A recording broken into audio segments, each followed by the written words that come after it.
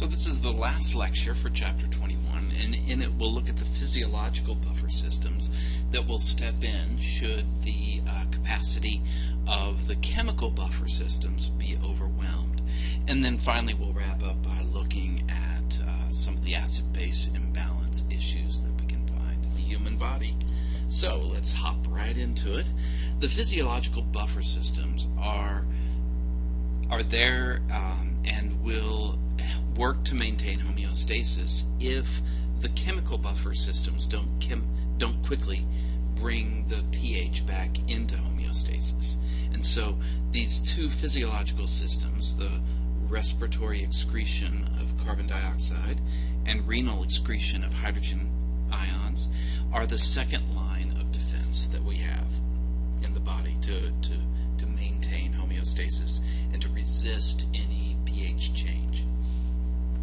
So, if the pH of body's fluids begins to fall and we see a pH drop in cerebrospinal fluid, then the respiratory center of the medulla oblongata will be engaged to increase both breathing rate and breathing depth. And so as CO2 is excreted from the body, then we see that carbonic acid equation. So if we have CO2 plus H2O yields, and that's reversible, remember, yields H2CO3, which can then fall apart into H plus and HCO3 minus, the bicarbonate ion. So if we see an increase in hydrogen ions, again, imagine our imaginary balance there that's going to be heavy in hydrogen ions, and the only way to get rid of them is to move stuff over to the other side of the equation. And so as hydrogen ions wind up binding to the bicarbonate ion, we make carbonic acid, which then as we breathe off CO2, then we're going to drag these equations in this direction. So breathing off CO2 is the way that we can get rid of hydrogen ions in the body. So as CO2 is breathed away, then pH will increase. If pH, on the other hand, begins to rise, the respiratory centers do not respond, and so we don't increase any kind of breathing remains slow and relatively shallow, and that allows carbon dioxide to accumulate in the blood. And so as carbon dioxide accumulates, now this time we've got more on this side of our balance, and so the only way to, or one way to get rid of that carbon dioxide is to shift it to carbonic acid and then have the hydrogen fall off. So as pH becomes more alkaline, then the accumulation of CO2 in the blood and in other body fluids will resist that alkaline pH by dropping off hydrogen ions from carbonic acid. So respiratory excretion, or the reduced excretion of carbon dioxide, can resist the changes in pH that are happening in several minutes. So it takes a little while for the CO2 to accumulate, or for enough CO2 to be breathed off that we resist the change that's happening in pH in the body. Okay, so there's the first of the physiological buffer systems, and it can have its effect over the course of minutes. If respiratory excretion does not shift the pH sufficiently, then renal excretion of hydrogen ions, or the lag, we can stop secreting hydrogen ions at the nephron, can then be engaged, or is then engaged.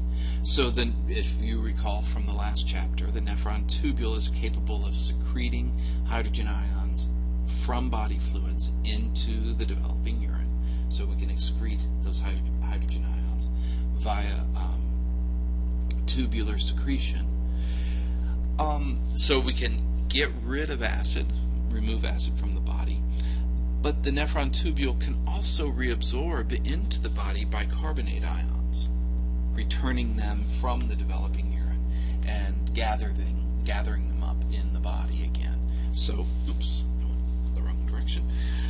So in this way we can resist, if we are becoming acidic, we can resist that acid shift by excreting hydrogen ions. If we're becoming alkaline,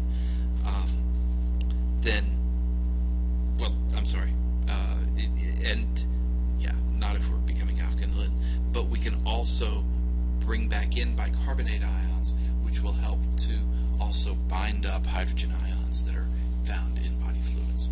So we've got two ways. We can either retain base, or we can get rid of hydrogen ions. So we use renal excretion of hydrogen ions to balance the production of sulfuric acid and phosphoric acid and many of the metabolic acids in this way. Recall also that ammonia, found in body fluids, can bind up hydrogen, forming ammonium ions. These ammonium ions are incapable of being reabsorbed into the body, and therefore they must be excreted in urine. So this is one more way to capture hydrogen ions and make sure that they make it out of the body in the urine. But renal excretion of hydrogen ions is a much slower process than either chemical buffering or carbon dioxide breathing off. So this takes much longer to actually resist any changes in pH. So just to sum up, the first line of defense against any kind of pH shift are the chemical buffer systems, the bicarbonate buffer system, and recall this is the one that I want you to learn the chemical formulas for, the phosphate buffer system, and the protein buffer systems. The second line of defense against pH shift are the physiological buffers of those buffer systems, of breathing out or retaining CO2 and peeing away in the urine any excess hydrogen ions that are being accumulated. So what are some acid-base imbalances? So as we've said, the pH of extracellular fluids is relatively narrow to maintain homeostasis. So anything that is less than 7.35 pH is acidosis, and we can go into acidosis either because we are accumulating acid in the body or because we lose base from the body. Alkalosis is anything greater than 7.45, and I do want you to learn these numbers. So these numbers, I don't always ask you to learn numbers, but those I want you to keep in mind. Alkalosis is anything higher than a pH of 7.45, and it's caused either by the accumulation of base, so base builds up in the body, or because of the loss of acid from the body. So hopefully that makes sense. We can become alkaline because we're getting rid of too much acid. We can become acidic because we're getting rid of too much base. So compensation is whatever process of homeostasis that returns us to pH balance. And I've got this lovely graphic from the book to help you to remember this as well. So if we accumulate acids or lose bases, then we're going to see increased concentrations of hydrogen ions and acidosis develops. If on the other hand we lose acids or accumulate bases, hydrogen ions are going to decrease, pH rises, and we see alkalosis. So what are the ways that we can go into acidosis? Well, it's possible to enter acidosis because of issues with the respiratory system. So any behavior of the body that increases CO2 in the blood is going to result in increased carbonic acid producing hydrogen ions. Because remember, as a weak base, carbonic acid tends to drop off hydrogen ions. I'm sorry, as a weak acid. I can't believe I said weak base. I apologize. So anything that hinders pulmonary ventilation is likely to then cause respiratory acidosis. So if there's an injury to the medulla oblongata, that can damage the respiratory centers there in the brainstem and decrease breathing rate or depth of breathing. So trauma to the back of the head has the potential to result in acidosis. Anything that would obstruct any air passages, interfering then with external respiration, could cause acidosis.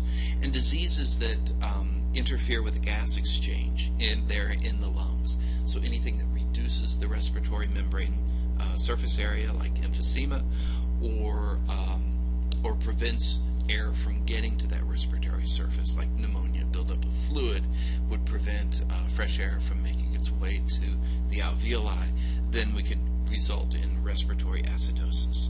And so some symptoms that are associated with respiratory acidosis include depressed central nervous system function, that looks like drowsiness or disorientation or stupor, cyanosis, and also labored breathing. For some reason I did not include that in there, but that makes sense that we're going to see if these respiratory centers are working well, then the body will be trying to breathe away CO2.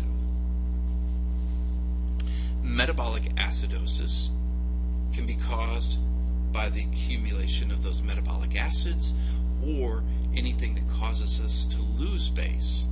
So any kidney disease that reduces the amount of glomerular filtration that can occur is going to lead to increase in acids in the blood because we're not getting them out as efficiently. That's referred to as uremic acidosis, acidosis that's caused by malfunction of the urinary systems. If we vomit so hard and long enough that we empty out not just the stomach, but then begin to really empty out the duodenum, then that would result in loss of base, because recall the pancreas produce sodium hydroxide to help neutralize the acidic chyme that's coming out of the stomach into the duodenum. And so if we are vomiting up the contents of the duodenum, or if we have prolonged diarrhea that empties the duodenum of sodium hydroxide, then we can see metabolic acidosis occur. If a person has diabetes mellitus, and because of that excessive fat metabolism, then because of low blood sugar issues, then that can result in the production of those acidic ketone bodies that we talked about. That is referred to as ketonemic acidosis or ketonemic acidosis. And then if something is malfunctioning in the kidneys, and there's overexcretion of bicarbonate ions, because remember, bicarbonate ions act as a weak base, then if we pee away too many bicarbonate ions, then that can cause metabolic acidosis as well. So a number of different ways that metabolic acidosis might occur. Try that again.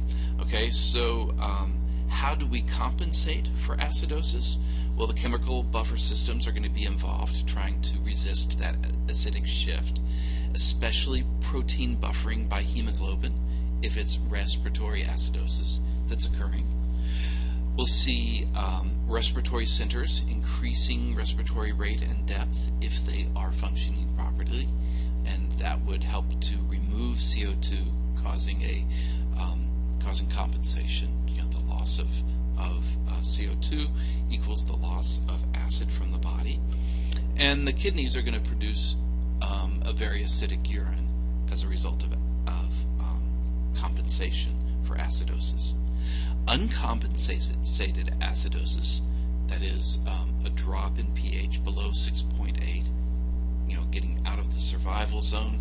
If it's uncompensated for several hours, and if it's that low, then coma is likely to result, and eventually, if it's not resolved, then death will come.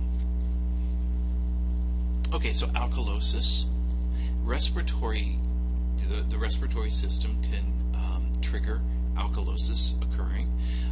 So respiratory alkalosis occurs because of hyperventilation, and there's a number of reasons why.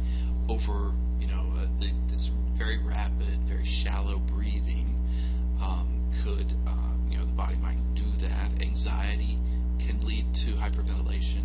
High fevers can lead to hyperventilation.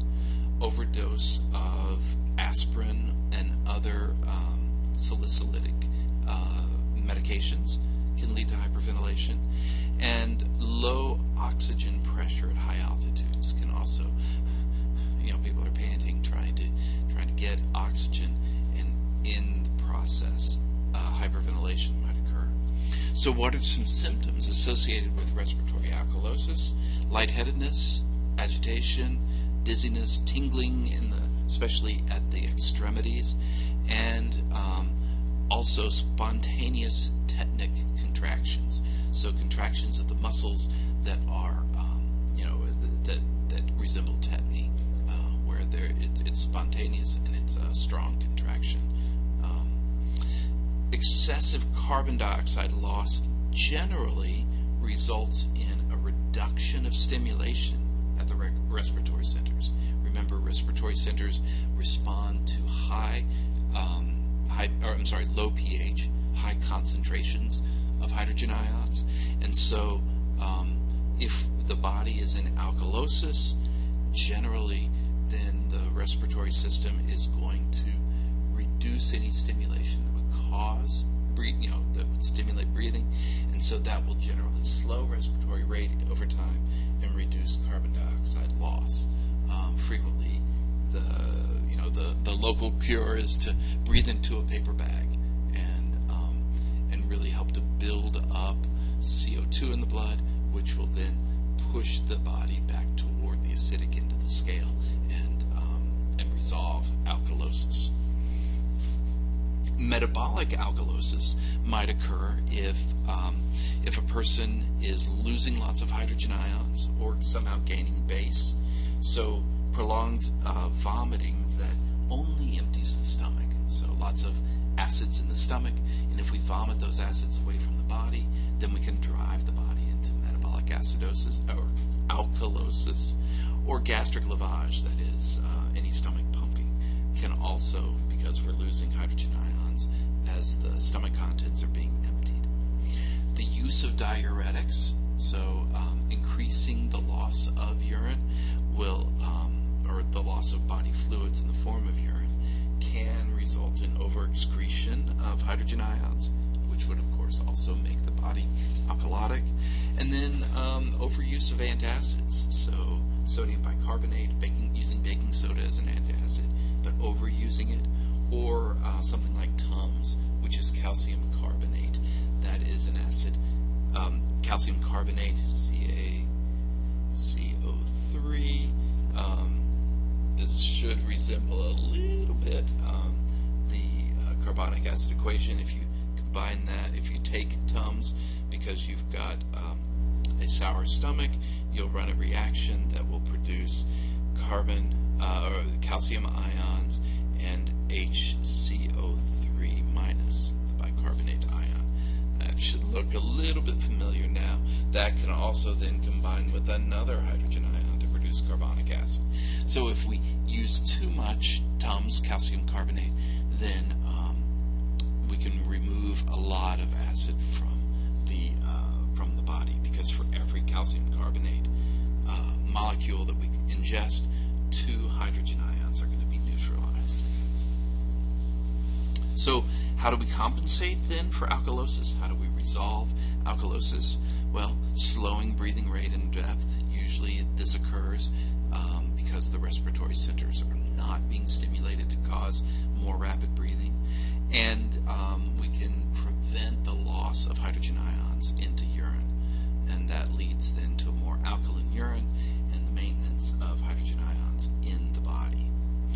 If alkalosis goes uncompensated and pH rises above 8 for several hours, then you'll see sustained tetanic contractions convulsions of the body, and eventual death if it remains uncompensated for too long. All right, let's see if there's anything else. Nope, looks like that's it. We are done with this chapter, so study well. Reach out to me if you have any questions, and good luck to you.